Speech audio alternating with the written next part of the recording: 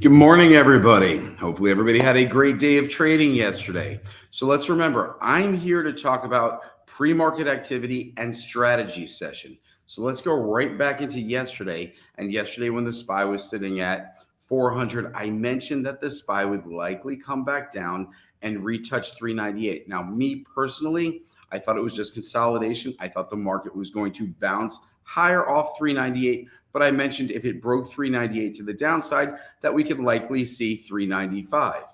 Understanding that the low yesterday on the SPY was 395.11. So what are we expecting today? I'm going to give you my prediction. I'm going to tell you why there's light volume in the market and what to expect for the end of the week. Okay, so my prediction for today, on the low end, I'm thinking we're going to see 393 and change. If I had to give a specific guess on the low end of the SPY, I would say 393.80. On the high end of the SPY, I would say we're going to see 398. Again, same number that I mentioned was key yesterday, 398, which was resistance for like 5 or 6 days. We broke through last week only to come back down and pass that level. So it no longer was resistance. It was support, and it broke support yesterday. So again, it makes sense that even if the market is green today, that the SPY will reject 398. Again, on the downside, based on the ranges, and I'll tell you why I see a narrow day in the SPY. But on the bottom side, I'm seeing 393.80. Okay, so let me tell you what everybody's waiting for, why there is such light volume in the market, okay? We'll talk about China in a minute, but first, Tuesday, today, you've got some housing numbers at 9 a.m. Then you have China's PMI number at 8:30 p.m.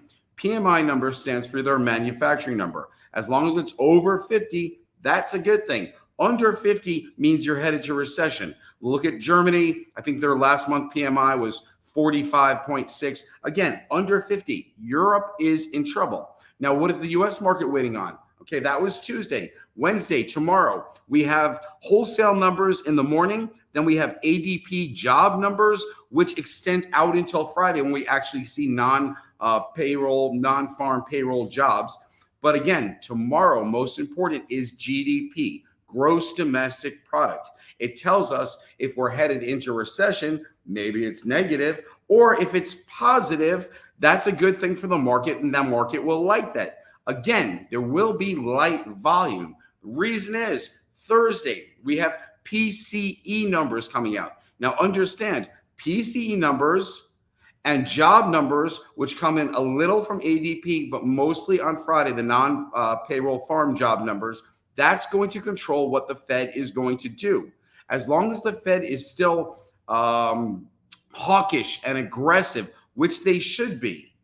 The IMF chairman came out and said that the Fed has to stay the course. That was last evening, okay? So the Fed is going to remain hawkish unless job numbers come in weak on Friday and PCE numbers come in lighter. That means the Fed is doing its job. So a lot of big money is waiting on the sidelines, waiting for Wednesday morning and Thursday morning, and then jobs Friday morning, okay? So understand, we'll talk bull case scenario and bear case scenario shortly. Now, what's happening in the world? China, COVID, lockdowns, millions of people protesting, just as bad as what happened in Tiananmen Square years ago. Okay, let's remember what happened. China brought in their military to clear out the students and protesters. Okay, things are just as bad. Now, what could happen overnight? There are rumors that China is going to change their zero tolerance COVID policy and let interaction continue between their people, thus not further hurting their economy. Okay, so that is why the Hang Seng market overnight, right, went up 5%. 5% the Chinese market went up because there are rumors flying around that China is going to reduce their COVID zero policy. Now, that's a great thing for the world markets. But going into yesterday, you saw what happened to our markets, and I'll bring them up really quick because, again, we saw an extremely narrow day. Follow me with the cursor, okay? So let's go back to, I guess, a 5-minute chart. We can see what happened. Okay, we could actually use a 3-minute chart, and we'll go back. Now, we saw a huge decline right here, but we're still sitting just about 398. volume was picking up. Again, another decline here where volume was picking up. Again, you want to look where volume picks up. And again, we're approaching 396.60. So when I said we had to close over 396.80 for me to be bullish, we did not. Again, downward pressure, downward pressure. Now there was buying at 395 on the SPY. So understand 395 is support. Now, if we go under 395, which I believe is possible today, 393 and change will be the next line of support. So if we see an inside day, which means a narrow day, which doesn't mean there won't be crazy movements. It just means it's not going to the moon and it's not going to, let's say, hell, okay? We're staying in between, head and shoulders. Now, yesterday, there was more bearish pressure. Why might that reverse today? It might reverse today because of China. The Hang Seng, again, was up 5%. China's talking about doing away with their zero COVID policy and allowing some interaction between COVID positive people as long as they follow the protocol. Now, China's never very clear. I don't really believe China, but if you look at Chinese stocks, you'll see Alibaba, you'll see Baidu, you'll see some other Chinese stocks doing quite well in the pre-market. So what are we to believe? Okay, zooming out, there is consolidation in the market. And if the numbers come in low, GDP comes in decent, PCE comes in lower than expected, and job numbers, let's say we're not growing, we're losing jobs. That's what the Fed wants to see, and the market will like that. Because understand, we have CPI numbers next week, and then you have the Fed decision as well, as far as if they're going to raise 75 basis points, 50 basis points, or one of the other numbers, 25 or 100. Really, 25 and 100 out of the picture. If they raise 25, the market would shoot up. 50 basis points, the market will like that. The market will shoot up. 75 basis points, the market will still understand the Fed is being hawkish. So yes, we're going out from this week to next week, and we have to.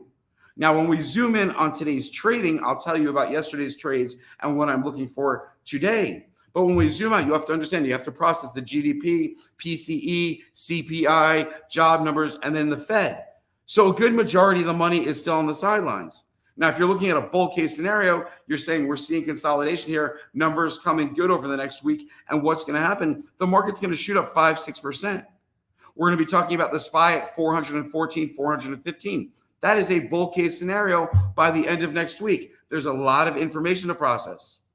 Now, that's part of the Santa rally. Now, let's say bear case scenario. PCE comes in hot, job numbers, we're still increasing our job numbers, so the Fed's not doing their job. Understand the Fed will likely raise 75 basis points, and then you have CPI coming in next week where gas and energy somewhat went up and then down. But remember, we're not basing CPI on what's happening currently. It's what happened last month. So as energy and oil were going down, they actually spiked up a little last month. So CPI could come in hotter than expected. So that could cause the Fed to go 75 basis points, which again, will put downward pressure on the market. So I gave you the bull case scenario. Bull case scenario is by the end of next Friday, you've got about 9 trading days. You're talking about the SPY at 414. Bull case scenario, we break the 200-day moving day average to the upside.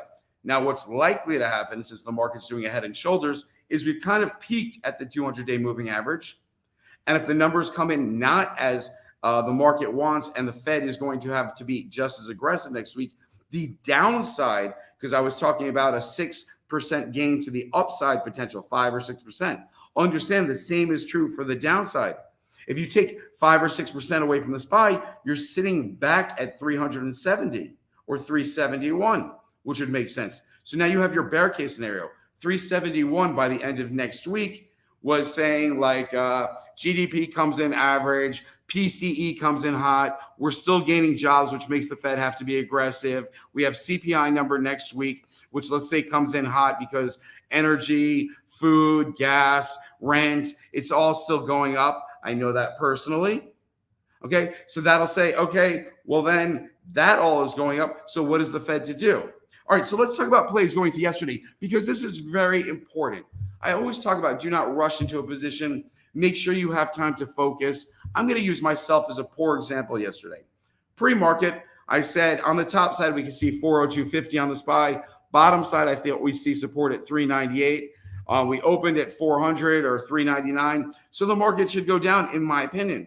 However, when I zoomed in, I was like, oh, I can play a quick bounce here. I played a quick bounce in SPY calls. I was green for about 20 minutes, and then I got caught in the drop. And I took my loss, and I realized the market's doing exactly what I said. However, I got caught on the wrong side, and I made a bad trade, and I lost $800 for the day. Now, what's important, I didn't have time to focus. I was doing apartment hunting. My deal got canceled. I'm looking for a new place. I'm all over the place. I forget what I spoke about pre-market, that I'm expecting 398. And if it breaks 398 to the downside, 395 is a possibility.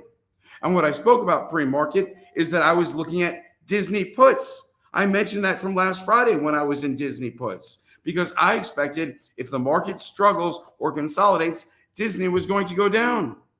But I forgot all about that yesterday. I'm watching the SPY. I got aggressive. So here's the thing. I had to run to the bank at 11 a.m. and then I had to go to an appointment at 1 and 2 o'clock. So I knew I wanted to get my trading out of the way in the morning. So again, I put my strategy out of the way. I jumped into a quick trade and I ended up losing $800. Whereas if I just focused, if I wasn't concerned with my apartment, I'm thinking Disney puts. We saw Disney spike at open. Those Disney puts would have gained 220%.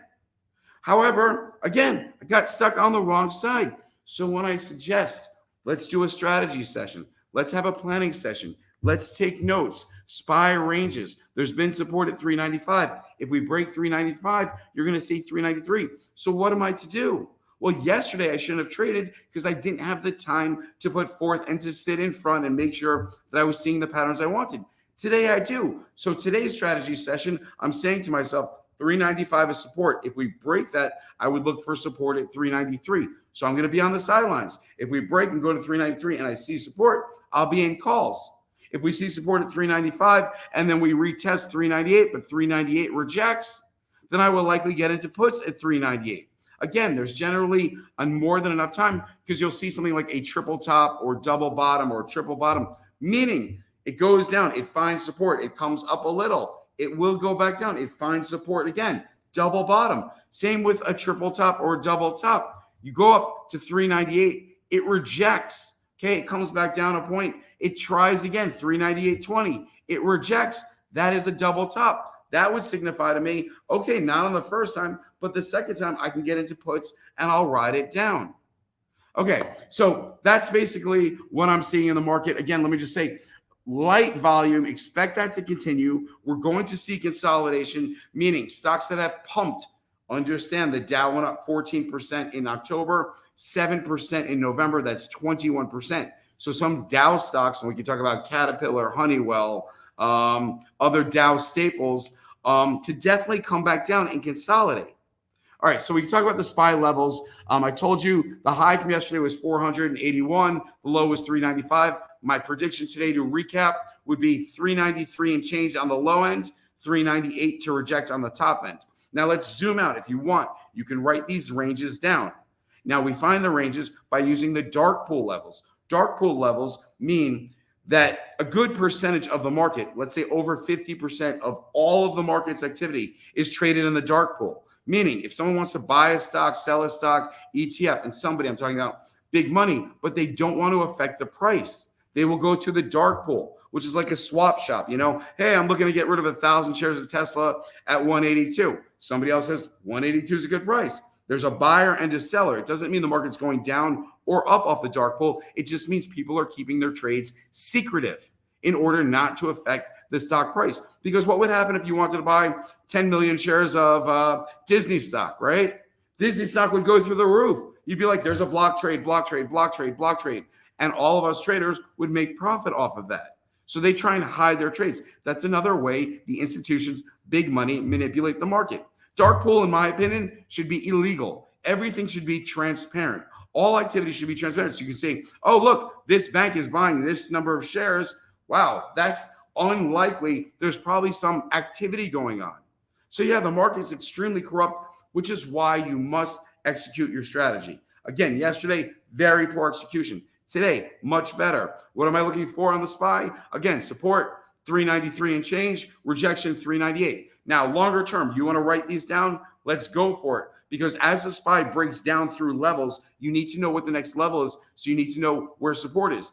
For example, when it broke 398 yesterday, I told Discord, I said, we're probably going to touch 395. If it doesn't happen today, meaning yesterday, it'll happen tomorrow. Well, it happened in the afternoon, 395.11. So it wasn't like 395 is a made up number and we went and kept going down. 395 was support. And at 395, and I can show you, let's bring it up. At 395, you're right here. So when we look at the level right down here where my cursor is, all you can see is inflow, inflow, inflow, volumes increasing, increasing. End of the day, it shows red, but this is definitely a mix because we ended a little higher. So they were buying. Now, where would I suspect there'd be little rejection? You could see rejection right at this level, which would be 397. 397, there was a good level. Then right at this level, which is 398. And then again, 399, which we rejected. So understand, when the market's trading a close range, there's not going to be a heck of a lot of opportunity today. So meaning there's going to be trading within a narrow range. So we're all looking to get in at the bottom and then watch things go to the moon. And then we're like, oh, we made a killing. But when things trade a narrow range, it's a different trading strategy.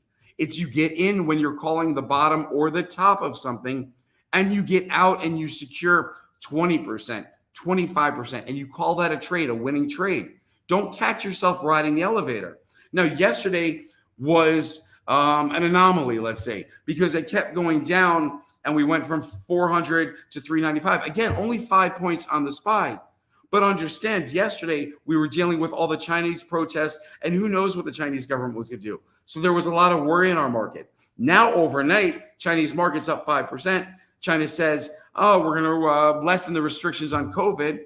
People are believing. So what does that mean? It means manufacturing can continue. Now, there are rumors that Apple's not producing a whole lot of iPhones in China right now at their Foxconn factory because they're protesting there and people are claiming they haven't been paid. Then you have the protests happening in 5 major cities, Shanghai, Beijing.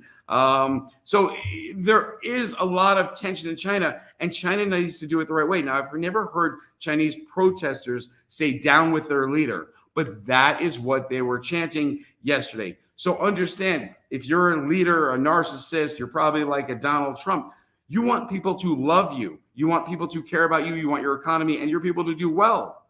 So yes, they're going to have to do away with their COVID zero policy. Now, what that is could be that's interesting is I heard rumors that Moderna was talking to China about providing them a COVID vaccine. Understand, our vaccines that we have produced here in the U.S. have a better results than the Chinese vaccines that they produce. So if China goes and says, okay, we're going to make a contract with Moderna or another company, understand what it would do to that stock. It would go through the roof. So I might be looking at some type of lottery play. I'm obviously going to do a little more research. What kind of research? I'll Google it. China, Moderna, possible contract. China, whose vaccine would they use from the US if they had to use it? The internet is great for finding out this stuff. Now, once the news actually gets dropped and say they do a reduction of their zero COVID policy and they actually partner up with another company, that's when I would be selling. You sell the news, you buy the rumors. Okay, so I do see we have one question here about Disney and when do I see major support for Disney. So I'm just going to look at Disney on my phone. I can't bring it up real quick. Got it towards the top.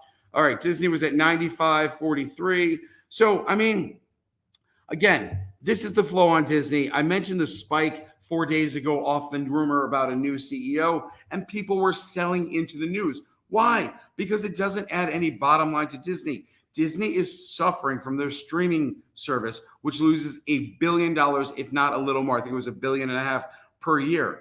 Understand, Roku this morning just got downgraded, streaming service. So I'd be very cautious on a Roku, on a Netflix, on a Disney. And where do I think Disney could go back down to? Again, if the markets turn ugly and we see the bear case scenario, then Disney's going to revisit $88. Not today, not tomorrow. That's like 12%. But over the course from now to the end of the year, that's a bear case scenario. A bull case scenario is Disney's going to pop up right where it was before earnings. Before earnings, it was 101, 102. They have a new CEO. Again, Santa Claus rally. So if we have that Santa Claus rally, then Disney will be 101, 102 by the end of the year. But again, there are other stocks I'd rather trade. I don't want to trade Disney because Disney went up, even with outflow. Volume still extremely light. I expect volume to be extremely light. Again, until we hear from the Fed next week. So this Wednesday, GDP, Thursday, PCE, next week, PCI, or CPI, sorry, job numbers on Friday, and then the Fed next week. So volume is going to continue to be light. Now, what's light volume? Well, last week we were seeing volume at 34 million, 48 million. Again, holiday shortened day. What we saw on the volume yesterday, I think it was like 68 to 72 million. I can't see it right now, but I think it was like 68 million, which is still light. Volume on average should be somewhere between 70 and 80, and extremely strong volume days, like possibly Thursday of this week or possibly next week when we have CPI, the volume will likely be 110 million. So when you see the volume of 110 million pushing the market one way or another, that's going to give you guidance. Again, I'm zooming out. I was a bear. Now I'm trading without emotion. If I had to guess, what we're seeing is consolidation. They pushed the market from where we were sitting at 375 to 383 to 389. We broke through that 389 ceiling. We went all the way to 398. We even broke through and saw 400. So that's extremely bullish. It just went too fast, too soon. October, November, and we're entering December.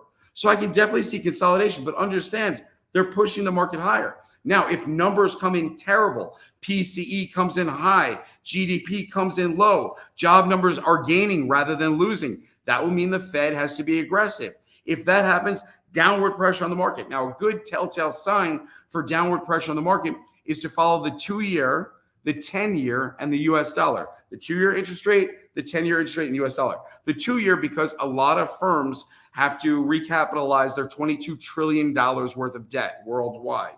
So as our 2-year goes up, it makes it more expensive. When it's more expensive for firms with debt, what does it do? It brings down earnings. It's very simple. That's why interest rates are so important. Why else? Interest rates are important because short-term investors borrow money at prime plus X, the 2-year plus whatever it is. So they're borrowing money, investing in the market. Understand how levered our market is, why sometimes we see major drops, why sometimes we hear about margin calls. So I'm looking at the SPY pre-market. Okay, we've already dropped negative. SPY dropped pretty hard. So yeah, what's going to happen? Consolidation. Now let's talk bear case scenario. Again, the SPY should see support at 393. Okay, and when I say support, I mean sometimes it can go under by 20 cents, the same way it goes over by 20 cents. So that is what I'm paying attention to. 395 level. Then I'm looking at 393, understanding that if we continue to sell off we sold off yesterday, say we sell off for today and tomorrow, not a crazy sell-off, but understand that the SPY, if it breaks 393, we could see 389. 389 would be a right consolidation level in my mind. So again, I had the right strategy yesterday, poor execution. Today's strategy, sit back, watch. I have time to focus. I'm still stressed about my apartment, but I'm going to focus on these certain levels because once you either see support, it's not like it's going to see support and just shoot through the roof, or it's going to see rejection and shoot down. What it's going to do is it's going to try it twice. Yesterday, it rejected twice and then dropped. Yesterday, you saw a bounce at 395 twice before it dropped. So again, pay attention, understand the scenarios. Do not trade with emotion saying the market's got to be, bullish or bearish. So somebody made a comment. I made a comment about Trump. It wasn't downplaying Trump or supporting Biden or anything of that level. It was the fact that we have some dictators and some leaders that are narcissistic and others that are too kind and too liberal and want to peace to the world. There needs to be some type of medium, some type of, merge. And that's what our political system set up for. But it's not, because the right side wants to win, the left side wants to win. They insult each other. Meanwhile, they're all crooks. They're all trading stocks in the stock market, not disclosing their positions until after the fact. So politicians say one thing and do another. That's all politicians. I think our system needs to be rerun and redone, but that'll never happen because you'd have to vote on that. So yes, it's totally the government's fault what's happening. Our government hasn't been run well since before some of you millennials were born. Talking about Ronald Reagan, he had a great economy. I voted for Ross Perot back in the day. But again, so understand, market manipulation is out there. When analysts come out with price targets, it's to manipulate stocks. They already have their positions.